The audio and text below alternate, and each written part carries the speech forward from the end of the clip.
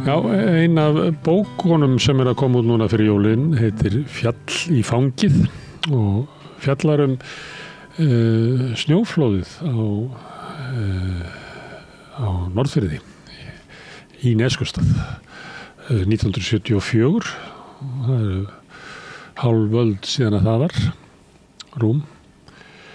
En þetta fjallar líka samfélagið sem að snjóflóðið fjall á, sem að var einhver tíman í hæðinni kölluð Litla Moskva, var svolítið sérstakt samfélag með við önnur á Íslandi og fjallar líka svolítið fjölskyldu. Þetta er skrifað af hjónum og þau eru hingað komin, Logi Kristjánsson og Ólöf Þorvaldsdóttir.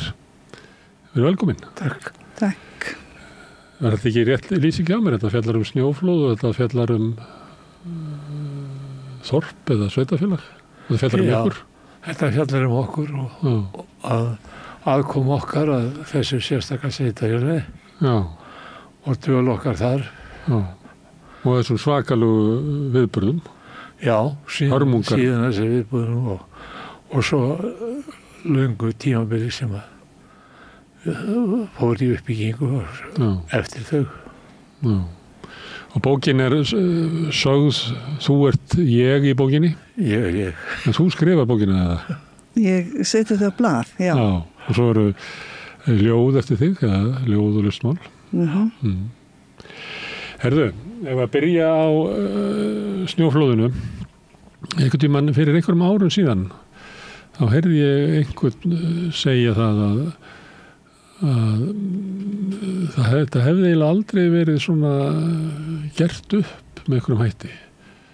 Mér var svona að því að öðru sér talaði hluti í dag og við þekkjum það líka bara frá eldgosin í Vestmannaeyjum að það eru margir Vestmannaeyingar sem segja að það hafi eiginlega ekki verið svona fjallað þetta að því að þetta hafði mikil áhrif á ólíkar fjölskyldur og með ólíkum hætti. En ég man eftir að vera eitthvað sem sagði frá því að þessi viðburður væri þarna bara en það væri svona óuppgerður. Og þá var hann að meira svona tilfinningarlega fyrir áfalli sem að fólk hafði orðið fyrir. Já, ég held að það sé nokkuð skipta skoður það. Bæði vegna þess að sveitarfélagið brást skjótt við og reyndi eftir megni að bæta sárin eftir sem hægt var. En líka vegna þess að við fórum að stað með snjóflóðanefnd sem við köllum. Undir forystu Hjörleifs Guttormssonar sem að vann gífurlega mikið frumkvöðlastar og síðan í framhaldinu var barátta það að fá ofanflóðasjóðinni eða eitthvað sambarlega sjóð í gang en það tók 23 ára að þetta byrjað var á varnarvirkjum í Neskaupstað en það var alltaf samt ákveðin hluti fólksins sem að vildi ekki ræða hlutina. En enga síður þá held ég að flóðið hafi verið gert upp mjög fljótlega og það var endurist það sem að eyðilagðist? Já, það gerðist í stórum dráttum gerðist það skjótt því að síldarbræðslan kemst í gang og nær í lokin á vertíðinni 75-6 Þannig að það var út af fyrir sig bara að segja kraftaverk og það að raunverulega var ekkert atvinnuleysi að ræða hvorki fyrir eða í snjóflóðunum og menn fengu alltaf greitt frá síldavinnslunum á reglulega, vikulega eftir sem við það átti. Lóa, hvað finnst þér svona að þetta svona stóri viðburðir og við erum ólík fólkið, hvernig við getum átt við þetta og sumum finnst það bara óþægileg minning og vilja bælinni frá sér. En svo þetta heilt samfélag sem að verður fyrir þessu og það einhvern veginn verður að eiga við þetta, ég veit ekki, tilfinningarlega leika. Það náttúrulega skipti máli að það var allt samfélagið í áfalli. Það var ekki hægt það var engrar hjálpar að vænta frá einum sem ekki hafði orðið fyrir áfalli. Það var hluti á dæminu. Það var náttúrulega allt inni lokað. Við vorum sambandslaus við umheiminum í gegnum eina talstöð. Það símalaust, rafmagnslaust, vatnslaust, holræsakerfi, allt á kafi í snjó. Þannig að samskipti í atburðunum sjálfum voru mjög erfið, það vægast sagt. Varðandi áfallið, andlega áfallið, þá var það náttúrulega gífurlegt og sjúkrahúsið í bænum, við vorum með mjög öflugt og gott starfsfólk þar. Þau leituðu til Landspítalans aðstoð. Áfallahjálp var orð sem ekki var til á þessum tíma, en þeir leituðu eftir aðstoð og fengu þau svör að það var ekki talin ástæða til þessa aðstoða. Hvort sem það var vegna þess að tristu fólkinu fyrir austan eða bara vanmat, veit ég ekki. Allavega fengu við enga aðstoð utanfrá.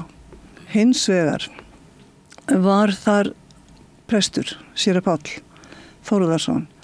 Á honum hvíldi ómannlegt álag sem fólst í því hann fór til hverjar einustu fjölskyldu sem að misti einhvern og það fyrir einn mann að gangast slíka leið var ofervitt.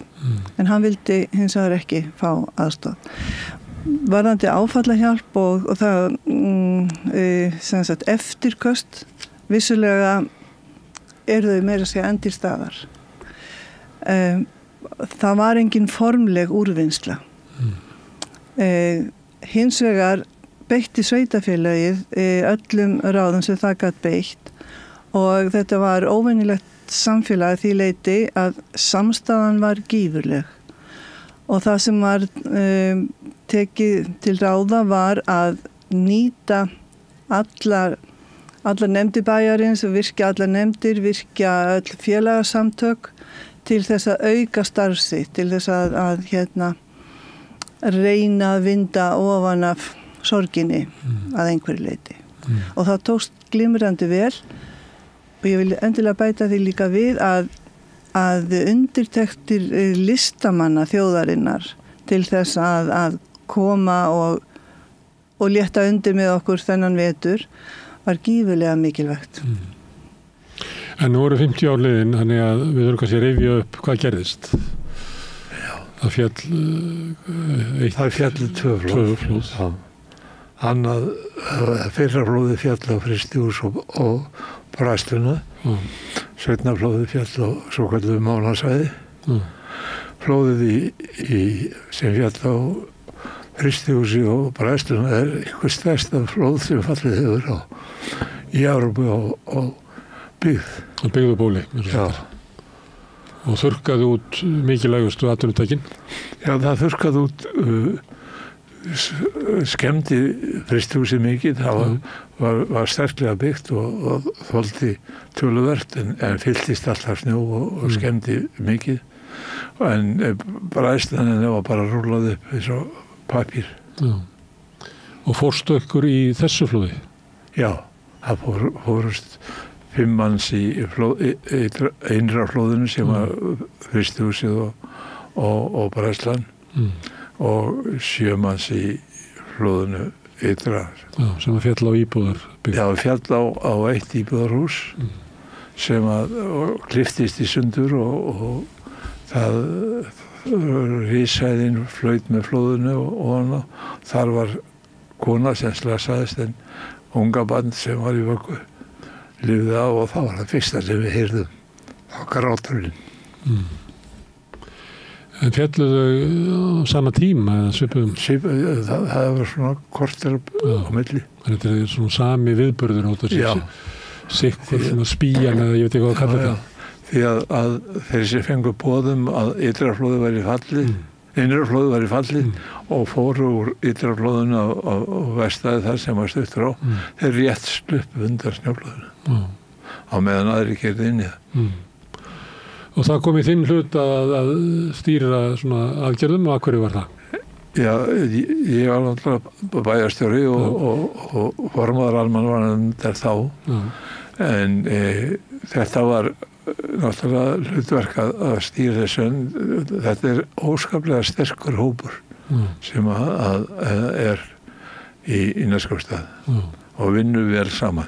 En þú ert ekki frá Neskaupstað? Nei.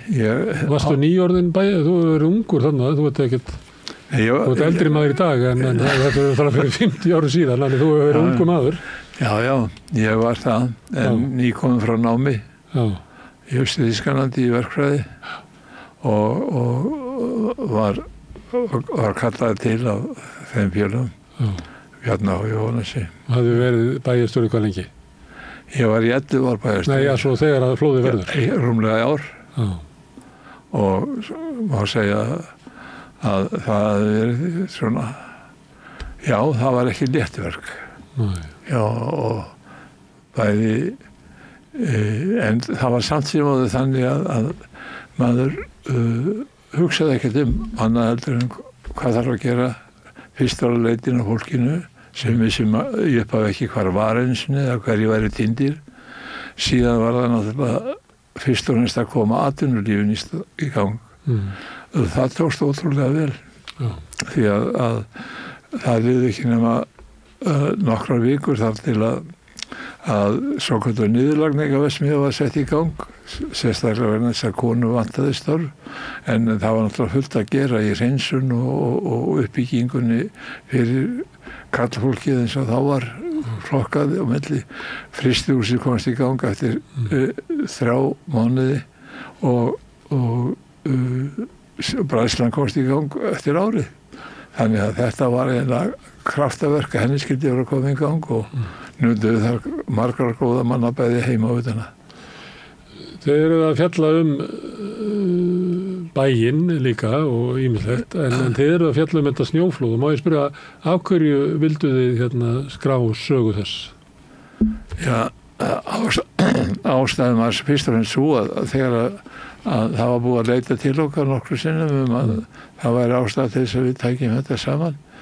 En þegar við fórum að pakka niður og leiti í gömlum gögnum og þetta var að taka til, þá fundum við það mikið af gögnum sem við töldum að ætti erindi til samfélagsins og ekki síst Norðfjarðar. Og þurfti að segja þessa sögu? Já.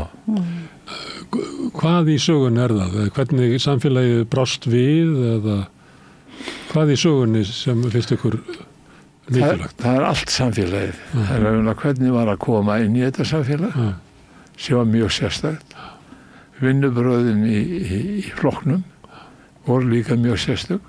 Miklu, hvað að segja, sósíalískri eða alþýðlegri heldur en almennt gerðist og ég hafði kynnst í bæði sem stjórnamaður setu í framkvæmdastjórn Sósíalistaflokksins og fylgst með kosningu þá áður en ég fór út til náms og ekki síðan þessi samheldi og samvinna og þessi skoðanaskipti, hvað voru hreinskiptin og menn máttu hafa skoðanir á þess að vera dregmin í dilka eins og maður ekki gera þessu svæði. Þannig að sagan er snjóflóð sem fellur á sérstakt samfélag. Já, það er út að segja það minnið. Í raun þá segjum við svo lítið frá þessu sérstaka samfélagi, já. Snjóflóðin eru vissulega megin þátturinn, það er engin spurning og en sem sagt áður en að við segjum frá þeim, segjum við frá aðkomi okkar inn í þetta samfélag og hvernig það kom fyrir sjónir og síðan auðvitað frá flóðunum, eftirköstunum og óvenjulegri uppbyggingu, hvernig hún tókst til og síðan síðasti kapli bókarinnar fjallar samfélagið, hvernig samfélagið byggðist upp eftir flóðin, hvernig fólkið, það er ekki einu sinni rétt að segja hvernig fólkið var virkjað, vegna þess að fólkið var sjálft virkt. Þessi meirihluti sem að þarna starfaði mjög lýðræðislega. Þetta var stór hópur fólks sem að kom að ákvarðanatöku og eftirtektavert og eftirbreytnivert hvernig hann starfaði og full ástæða til þess að segja frá því. Það var í raun alltaf fólkið sem tók ákvarðanir en ekki flokkurinn ofanfrá. En nú er þetta Já, ég held að við höfum ekki dæmi svona samfélag í dag, þannig að nú verðum við að segja frá að því að það þannig að sósíalistar ná þarna völdum í bæjarstjórninni á hvað, á 7. áratugnum, eða ekki? 45, eða ekki? 15 áratugnum? Það strax eftir stríða? Já, raunlega strax eftir stríða. Og í krafti þess meirihluta byggja upp öflugt atvinnulíf sem í félagslegri eigu. Já. Og samfélagið á Norðfirði Íneskurstað þetta að reyna að muna þetta verður mjög sérstakt og þannig að ég held að vera bara að byrja ykkur að lýsa því hvernig tókst til og hvers svona samfélag var byggt upp þarna. Já, það sem að koma okkur og óvart ef við nefnum 2 dæmi annars vegar hvað mikil þjónusta var innan bæjar og það stafaði af einangrunni sem var tiltölulega mikil miðað við önnur samfélag. Það var háfjöll að fara yfir en það líka svona náttúrulegar aðstæður til að vera með einangra samfélag því að þarna ertu með þorpið og svona sjóin og svo smá svona góð sveit þarna sem ætti að geta stutt við þorpið. Hún þjónaði þorpinu alveg en náttúrulega byggðist þetta fyrst og fremst á því að það var stutt á miðin. Það var grunnurinn. En þegar við komum þá nýlega búið að endurreisa má segja starfið eftir síldarævintýrið. Við komum 73. Það komið fyrst í íslenski skautuvarinn komin og þau voru að koma fleiri á þessum tíma. Og það sem að mér fannst athyglisverðast var að þegar ég satt fyrst að bæjarstjórnarfundinn. Þá hélt ég að ég sæti með meirihluta sem hefði 5 skoðanir eða 5 flokka meirihluta. En það var aldeilis ekki því að menn voru óhræddir við að lýsa skoðanum sínum og ræða þau opinskátt. Ekki bara innan flokks og svo kom einhver rödd sem sagði að sem segja þurfti. En menn ræddu þetta bæði í bæjarstjórninu og á bæjarmálaráðsfundum og félagsfundum og höfðu þessi 3 sem við vorum að taka við af Bjarni, Jóhannes og Lúðvík sem að talaði virðist vera að talaði í samfélagum þannig að þeir hafi verið almáttugir svona hér bil að þeir hafði alveg feikilega sterkt bakland á bakvið sig. Feikilega sterkt. Það skipti tugum manna. Og það voru svona ákveðin verkaskipting, þú nefnir þessa 3 að einn sá bæjarstjórnina, annar sá fyrirtækjareksturinn og hins fór á þing. Já, ekki alveg. Þeir Jóhannes nú forseti bæjarstjórnar á langa tíma og hann tók ekkert síður í því þátt í því að sjá til þess að þeir sem að minnst máttu sín gæti til lífa sómasamlega. Og það til saga því þegar hann fór til Bjarna og vildi fá eitthvað styrk fyrir þetta fólk á Bjarni sagði að það þarf ekkert að hjálpa því. Þá gerir ég það bara sjálfur. Þannig að þeir voru, en Jóhannes var náttúrulega framkvæmdastjóri Samvinnufélags-útgerðarmanna og stjórnarformaður Síldavinnslunar. Og formaður bæjarstjórnar. Já, og Bjarni var bæjarstjóri og ritstjóri Austurlands. Þannig að það voru fjölmiðlarnir þarna líka og Lúðvík fór á þing. Lúðvík fór á þing. Og gætti hagsmuna. Já, en hann var búinn að sitja í bæjarstjórn og stjórn Síldavinnslunar líka. En þessi, þegar þið komið, þá eru þessi með svona tímabil þessara manna að ljúka. Já, og það má segja það og þú vilt ítreka það að þeir byggðu á mikilli samstöðu stórs hóps og þetta var ekki eitthvað verk eitthvað að 3 manna. Nei, það alveg grundvallaratriði og var áfram og við lögðum okkur fram að svo væri menn voru mjög samhendir með þessuna sitt hvora skoðanir. Ég minnist einu sinni að einn maður fór ekki fíl í 2 daga og rófnum. Svo var það búið. Má ég byrja á upphafinu sem löngu ára þið komið þarna, af hverju kaus fólkið í Neskaupstað að velja sósíalista til fórstu? Ég held að þeir hefðu bara þeir voru búin að vera í bæjarstjórn nokkuð tíma, en þeir hefðu bara sýnt fram á það að það sem þeir voru að gera var fyrir samfélagið og fólk vildi vinna fyrir samfélagið og ég ekkert viss að þó þeir hafi kosið Alþýðubandalagið í sveitarstjórnarkosningum að þeir hafa allir kosið í þingkosningum saman, menn bara voru sammála að þessi menn og þessi hópur var að gera gott verk.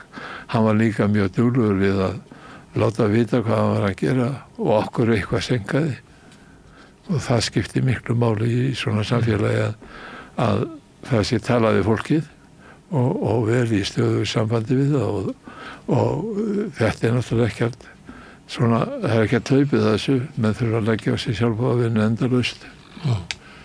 En þessi meirihluti hélt í áratugi? 52 ár. 52 ár. Kristinn Sósíalistaflokks og Alþýðubandalagið. Og svipað eins og þú ert að segja að fólk kaus sósíalista eða Alþýðubandalagið í sveitarstjórn og svo kausa bara eitthvað annað til þings, svipað og átti við til þess í Reykjavík var það algengt að fólk kaus Sjálfstæðisflokkinn í borgarstjórnarkosningum og svo hitt og þetta. Menn treystu þessum hópi til góðra verka. Þeir höfðu sýnt það og þeim var áfram treyst og það. En völdin voru náttúrulega mikil. Það var í gegnum bæjarstjórnina, gegnum fyrirtækin, gegnum fjölmiðla og fleira. Var þetta þannig að ef ég ætlaði að lifa góðu lífi á Norðfirði, að þá varði ég að beygja mig undir það og kjósa ykkur? Nei. Ég mótmæli því hjálp. Því að þó að Síldarvinnslan hafi verið stór vinnustæður, þá voru alltaf fjöldi manns á sjúkrahúsinu starfandi. Þetta var tveggjadeilda sjúkrahús. Það var sterkt kaupfélag og verið sér svo sterkt að eina aðlagan sem við gerum til þess að reyna að ná svona meiri hluti í stjórninu þar, og fólki vildi það ekki. Og það var bara aksepterað. Það var ekkert verið að vilt þú bæta ykkur við? Já, stjórnað af framsóknarmönnum. Hvað félagina? Já, það var sterk framsóknarstjórn þar. Og það var svona þegjandi samkomulag og jafnvel ekki einu sinni þegjandi samkomulag að þeirra væri kaupfélagið og aðrir atvinnuvegir, stærstu atvinnuvegirnir annara. En það sem að mér fannst eftirtektarvert var að ráðningar, eins og ráðningar Loga og fólki til starfa með sér, þær voru ekki pólitískar. Fjármálastjórinn var einn af framamönnum Sjálfstæðisflokksins og svo framvegis. Og fólki var einfaldlega treyst, það ríkti sterkt traust á meðal fólks. En þetta samfélag byggðist upp af mikilli elju og dugnaði. Eftir því sem þeir sem að sigrar skrifa söguna og svo saga sem haldið okkur það hafi verið svona einhverju frumkvöðlar sem hafi byggt upp sjávarútveginn, Einar Ríki og þeir allir ríki en þarna var byggt upp öflugur sjávarútvegur í félagslegum rekstri.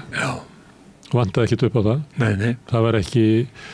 Það var ekki verri afkoma fólks í Neskaupstað heldur en annars þar? Nei, meðalega tekjur í Neskaupstað voru yfirleitt vel yfir meðalagi. Og þessu var, það var reyndar líka það sem að voru einhverju ríkir kalla sem áttu frystihúsið. Þá var það oft í þessum stöðum þannig að það fengu allir vinnu. En þarna gildi það að það fengu allir vinnu. Já, og menn fengu að vinna jafn lengi að þau treystu sér til og höfðu áhuga á. Það var ekki hægt 70. Nei. Menn voru að vinna hana til áttræðis og þannig að þessi félagslegu uppbyggðu atvinnufyrirtæki sáu fólkið. Já, það var aldrei. Eina sem getur hafa verið að ef einhver svona stjórnandinn hafi lent í kanti fyrir framkvæmdastjóra Síldarvinnslu, þá hafa hann kannski átt frekar erfiðum að finna sér starfið hæfi. en ég minnist ekki þess að svo hafi verið. Og það var líka sama með eins og kaupfélagið var í félagslegri eigu. Já. Þannig að var eiginlega allt meira og minna í félagslegu... Já, en samt sem að voru starfandi svona minni fyrirtæki, þjónustufyrirtæki. Já. Þá netagerði vélsmiðja og... Já, vélsmiðja var, nei, þetta Dráttarbrautin var í eigu Síldarvinnslunnar stærstur þetta. En það voru byggingar aðalinnar.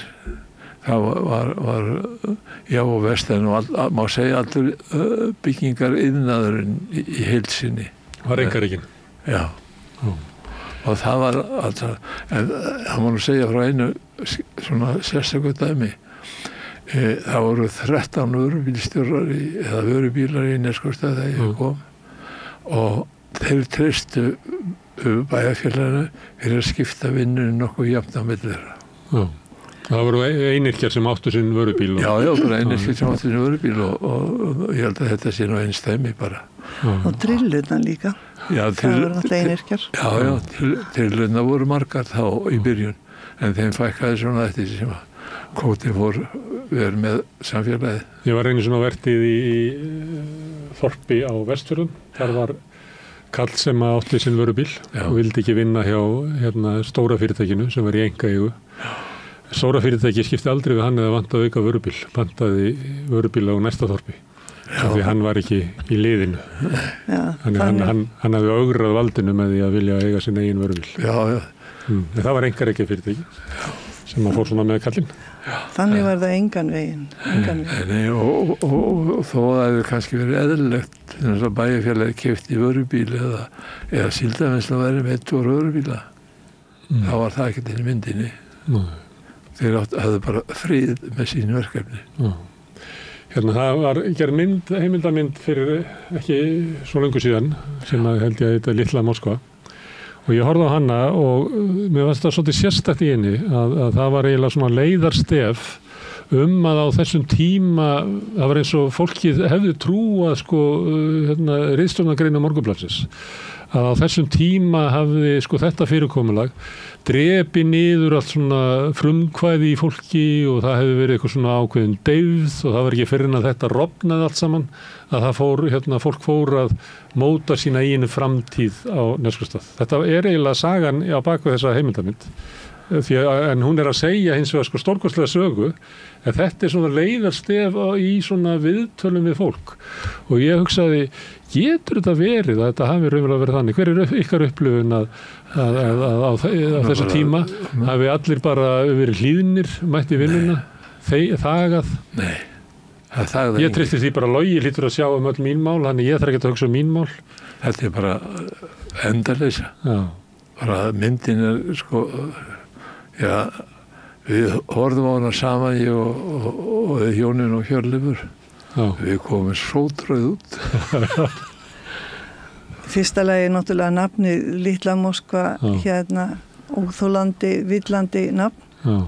Það er ekkert hægt að líkja þessum samfélögum saman. Og í öðru lagi þessi mynd var náttúrulega gerð löngu eftir að við fórum og í miðjum Kárahnjúka framkvæmdum.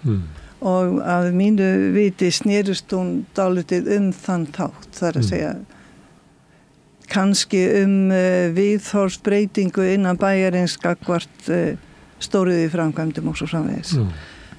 Þannig upplifði ég myndina. Hún var afskaplega sérstök og það var margt sem að ég til dæmis var ekki sátt við. Ég man hana náttúrulega ekki alla en ég man að ég var ekki sátt. En þessi upplifun að Síldarvinnslan eða flokkurinn eða samansæmerki þar á milli hafi ráðið öllu. Það er ekki rétt. Hins vegar var þetta náttúrulega mjög ráðandi afl í sjálfur sér af því að þetta var sterkt afl. En allavega var held ég mikill vilji ráðamanna eða meiri hlutans að minnka þessa tilfinningu eins og hægt var. Það er að segja að fólki fyndi fyrir því að það hefði málin að segja. Og mér fannst vera mjög sterklega unnið með því vegna þess að líka ákvarðanirnar voru teknar frá fólkinu og upp í raun með þessu mikla starfi flokksins með þessu stóra bæjarmálaráði með þessum stóru félagsfundum þá var þetta svo stór hluti bæjarbúa sem að koma ákvarðanatöku þannig að þetta náttúrulega passar ekki, þetta mikill ókunnuleiki hjá honum Grími að setja þetta svona fram eða viljandi, það kannski ögrar okkur. Eitt lýðræðisleg uppbygging í flokknum, annað það að ef að fólk kosið til þess að leiða byggðarlag svona lengi að þú varst náttúrulega ekki bara bæjarstjóri kommanna, ekki? Þú varst ekki að vera bæjarstjóri Sjálfstæðisflokksins og Sjálfstæðismanna og Framsóknarmanna og fleira. Að það í nálægðinni að þá náttúrulega það eitthvað svona takmörk fyrir hvað hægt að vera drottnandi. Það og til dæmis í framhaldi af snjóflóðunum og í allur uppbyggingunni þá var þá Alþýðubandalagið hefði forystuna þar þá voru þeir teknir með í minnihlutanum og unnu alveg mjög heiðarlega og saminskursum að það var sem einn maður. Og það var mikill munur á kosningunum 74 og 78. Þannig þess að 78 eftir snjóflóðinu og alla saminuna. Þá bara fór þetta í gegn svona án þess að það væri verulega átök að tala en 74 gekk á ýmsu. Sem ekki var til fyrirmyndar. Sem voru fyrstu kosningarnar okkar. Já. Þannig að það var kannski líka verið að reyna að nýta það að þarna væri nýr maður. Nei, það var það einkennilega við þær kosningar var ótrúlega ómaklega árás á Bjarna Þórðarsson. Og ég held mér að sé að sá flokkur sem stóð fyrir því í öðlistin hafi tapað á allir þeirri framkomu en ekki unni neitt. Þið heldur meirihluta 78? Við heldum allan tíman og bætti við. Hvenær féll hann svo? Hann féll aldrei, raun og veru. Það var saminæðist þegar alveg fyrir því. Saminæðist þeim. 52 ár hélt þessi meirihluti. En núna samir ég á Síldarvinnsluna. Já, það er bara staðreynd. Og ég man ekki hvernig það var svona hvernig það byrjaði svona upp á 1990 þar sem að maður sér svona að svona sjálfstæði byggðarlag út á landi farið að bresta og maður kemur inn í staðinn og þá kannski frystihúsi komið í eigu fólk sem að býr eitthvað allt annar staðar og svo mikla sameiningar líka þannig að sýslumaðurinn farinn og ég tek stundum dæmi svona Húsavík og svona þar sem að maður segir ég held að bara svona kring 1980 og eiginlega allar veigamiklar ákvarðanir sem snerust framtíð Húsavíkur teknar Húsavík. Núna held ég sé engin ákvörðun framtíð Húsavíkur tekin Húsavík. Og ég man á þessu tíma þegar ég var eitthvað að hugsa þetta svona upp á 1990 þá kom ég eins og í Neskaupstað og þá sér maður að það á Egilsstöðum var komin Bónus og Bíkó og Sjóvá og það var bara öll skilti voru bara alveg eins og ég var að bara niðri við Sundahöfn eða í Kópavogi eða fyrir hvar sem á landinu sko. Það var ekkert sem að myndi á Kaupfélag Héraðsbúa farið og þetta var bara eins og útkverju í Reykjavík. Svo kem ég inn í Neskaupstað þá var ekkert að þessu skiltum allt bara heima tilbúið en þá sagði reyndar einhverju við mig þetta nú búið, þessi búin að krónu ég man ekki hvað heitir sem á Netto og það þeir eru búin að kaupa þetta þó að gamla skilti sé ennþá samkaup þó að sé ennþá en það var samt þessi tilfinning þegar maður kemur inn í Neskaupstað að þetta bær þar sem að fólki tekur sjálft ákvarðanir á framtíðina. Já, það gerði það. En það ekki lengur. Nei, það náttúrulega eru breyttir tímar, breyttar samgöngur. Samgöngurnar skiptu gífurlega miklu máli í uppbyggingu þessa bæjarfélags og á þessum tíma var að losna það, losna einangrun sem var fjölþætt og það útskýrir að hluta á síðan þessi uppbygging á Reyðarfirði, álverið, breytti náttúrulega gífurlega miklu.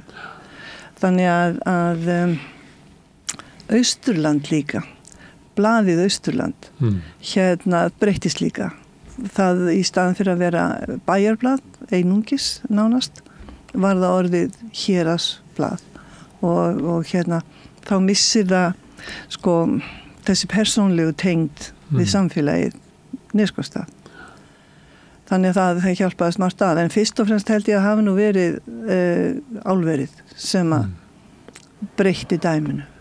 Já. Og menn geta deilt það hvort það var til betra eða ekki.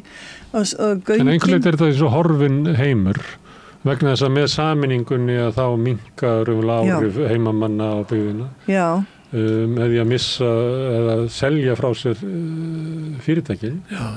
Og svo þessi svona útibúavæðing sem ég að lýsa sko, það sem að þannig að þetta er heimur sem þið eru að lýsa, hann er bara ekki til.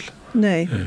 Og við segjum einmitt frá því í bókinni, það var ótölulegur fjöldi smáfyrirtækja, þjónustufyrirtækja.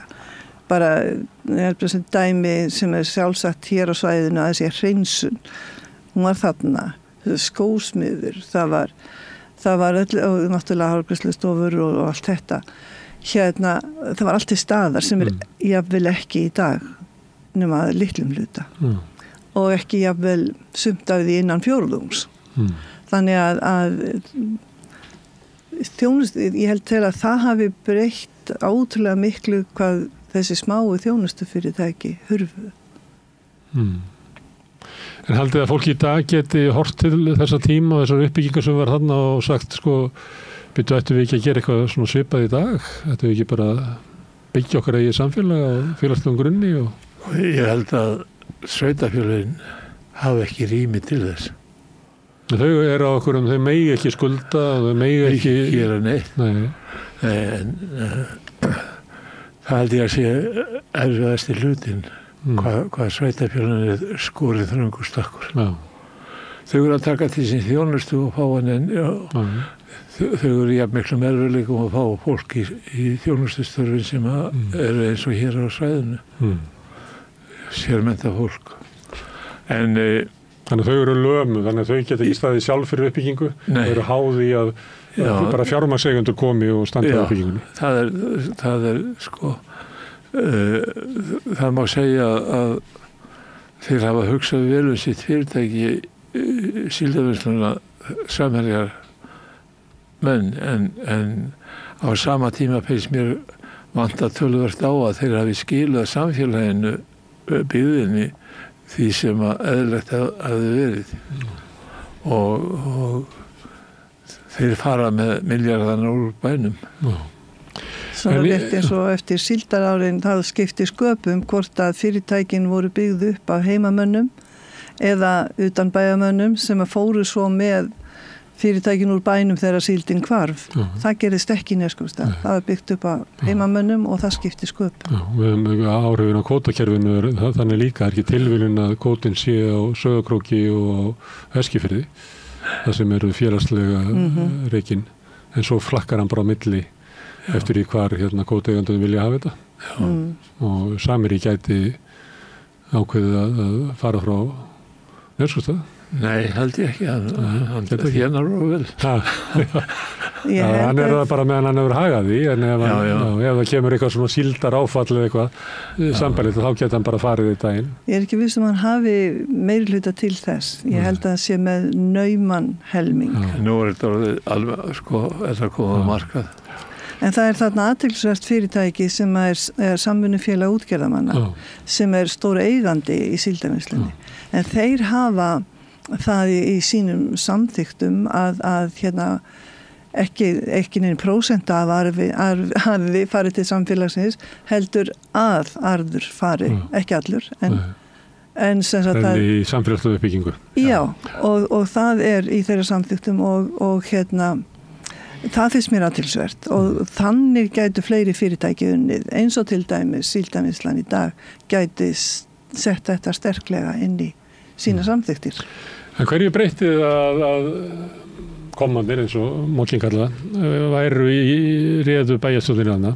Það er nú dæmi það að það var ekki rukkað útsvar af lífeyrisþegum, eftirlauna fólki og öryrkjum, fátæku fólki. Já. Það er svolítið stór ákvörðun. það er það. Það myndi breyta miklu fyrir fólki þessari stöðu í Kópavogi, þessum þið búið núna, eða í Reykjavík. Já, við myndum finna fyrir því. Já. Því það hefur verið að taka útsvara fólki með mjög lágar tekjur. Já. En þarna var tíðin ákvörðun að gera það ekki. Já, alveg reynd og hún stóð löngu eftir að við vorum farin. Það er ekki af neinum þeim sem að nutu einhvers konar styrks eða lífeyris. Og ég vil ekki kalla lífeyris þegar í Guðsbænum notir ekki það. Maður er svona vandi við að tala inn í þetta samfélag, að maður er tala inn í samfélag sem er alls konar svona. Já. Ég segi nú yfirleitt eftirlauna fólk en ég var að reyna að tala öryrkja og eftirlauna fólk allir þeir sem nutu lífeyris á einhvern hátt ekkjur eða öryrkjar eða hvað sem var, þeir þurftu ekki að borga útsvar og fyrst ekki gatnagerðargjöld þegar verið var að byggja upp í fyrstu og engi gatnagerðargjöld. En hvað með svona leikskóla og stóðu ykkur vel í því? Já, við vorum til fyrirmyndar í leikskólanum. Ég verði að skjóta þarna inn í einu. Hann var kallaður ráðherra dagvistarmála innan sambands íslenskra sveitafélaga vegna góðra stöðu í dagvistarmálum og viðhorfs. Já, ekki bara vegna þess. Það var ég résti allu við þá sem að vildu fara að borga konum heim á einni ráðstöfunni. Og taldi mig að hafa vært fjárhagsleg rök og önnur rök fyrir því. En við vorum á undan en ég held í Reykjavík reyndi nú stöðugt að berja okkur. Og bæði eftir að við þökkum niður í Davíð í beinni útsendingu sem við segjum frá hér í bókinni. Og það var nú þannig að ég satt í stjórn Sambandsíslenskra sveitafélaga og ef það var eitthvað átt að skipa eitthvað sem snýr að dagvistarmálum þá var ekkert spurt, það var bara fyrst að vera nell. Herðu, en þið talið flokkin. Já. Stór F-i. Já. Og það er Sósíalistaflokkurinn sem að síðan verður Alþýðubandalag. Já. Sem að síðan verður hvað? Marki? Nei, hann verður hvort tveggja. Hluti af því fyrir inn í Samfylkinguna og hluti fyrir inn í VG. Það er ákveðnir forystumenn í Alþýðubandalaginu sem fara inn í VG, aðrir fara inn í Samfylkinguna. Hvert fóruð þið? Við fórum í Samfylkinguna. Þannig að þið eru sátt við kosningaldur? Já, við erum það en við erum ekki alltaf verið sátt í Samfylkinguna. En allavega hefðum við ekki farið fylgt fyrirverandi forsætisráðherra, það var En þið myndu ekki kalla Samfylkinguna flokkin? Nei, þannig að þetta var annað fyrirbrigði á þessu tíma. Já. Hvað flokkurinn gat og hvað hann vildi og hvaða breytingar vildi ná í gegn heldur en eru raunverulega í stjórnmálum dagsins. Já, það er það. Það er allavega telja að Alþýðubandalagið og við í næstkosti það hafa verið miklu róttakari heldur en nokkuð tíman. Samfylkingin er í dag. Já.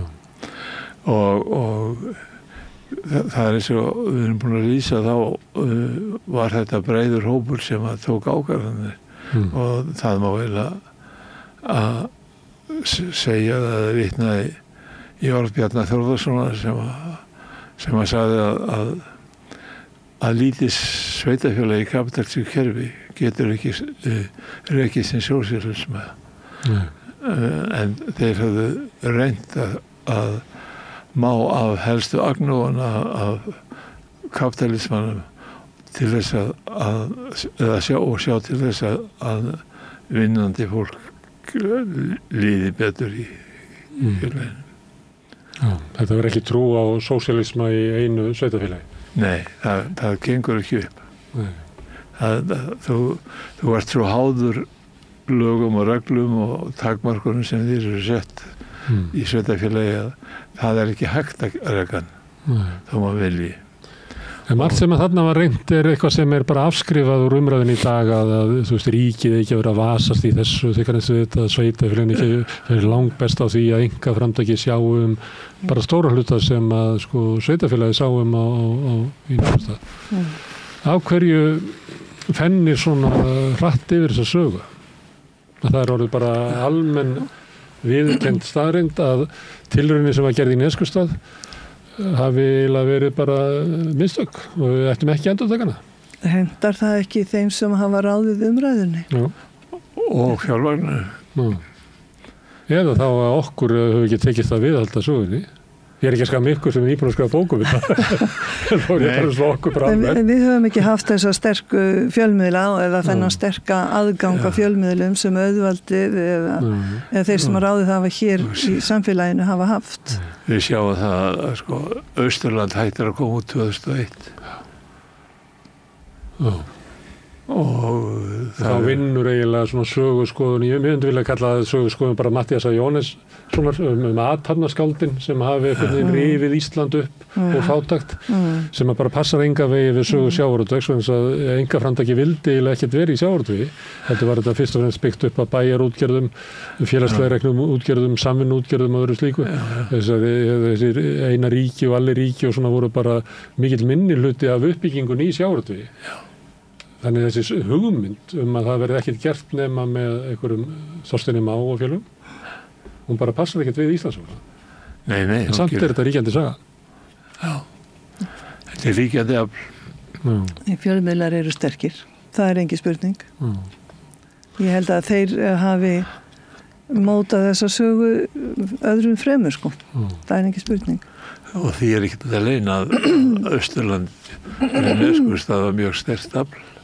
Hafa fljótt að svara öllum misskilningi eða rangfærslu og það var líka fljótt að láta vita ef eitthvað breyttist í áætlunum sem setta voru fram við hverjar kosningar þá áttu góðan aðgang að gefa skýringar strax á málinu þannig að það fekk ekki að gróa upp í samfélaginu. Ég var svo heppin að fá að taka við að Bjarna í þeim öfnum að stýra Austurlandi. En það sem ég vildi líka benda á sko bara sögu sonur okkar hérna sem að skrifaði Eimreiðarelítuna og hvernig hún stemdi Þorvaldur Lóðarsson svo. Já, og hvernig Eimreiðarelítan á sínum tíma stemdi að því að taka völdin.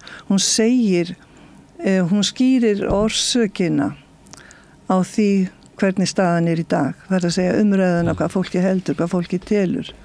Það vinna Eimreiðarelítunar í hvað? 50 ár. En hennar sigur byggir líka á því að þeir sem hefðu kannski átt að vera andstæðingar lögðu niður vopnin, einhver leiti. Gerðu þeir það? Eða hefðu þeir vopnin nógu sterk? Söldu finnst mér það. Til dæmis sá flokkur sem þeir eru að lýsa þarna en þeir ekki mikla áherslu að hann hafi verið lýðræðislegur. En hann var líka svona ábyrgur í svona þeirri mynd að þetta var fólk sem var vakandi og sofandi í því að byggja upp gott samfélag. Já. Stundum finnst manni í stjórnmálum dagsins ekkert fara svo mikið fyrir því. Það rétt. Það rétt. Þannig þeir eru eitthvað svona chit-chat eitthvað og allir bara reyna að komast ykkur á stöðu og lifa af næsta kastljós og eitthvað svona og það er einhvern veginn svona þessi svona langa sýn það hvað þarf til þess að byggja upp öflugt samfélag. Þá komum við aftur að fjölmiðlunum. Ég tel að þeir eru þarna líka stóran þátt í ákveðni persónudýrkun, ákveðni sölu á persónu. Ég tel að fjölmiðlar eigi mjög stóran þátt í því að við erum ekki betra samfélag.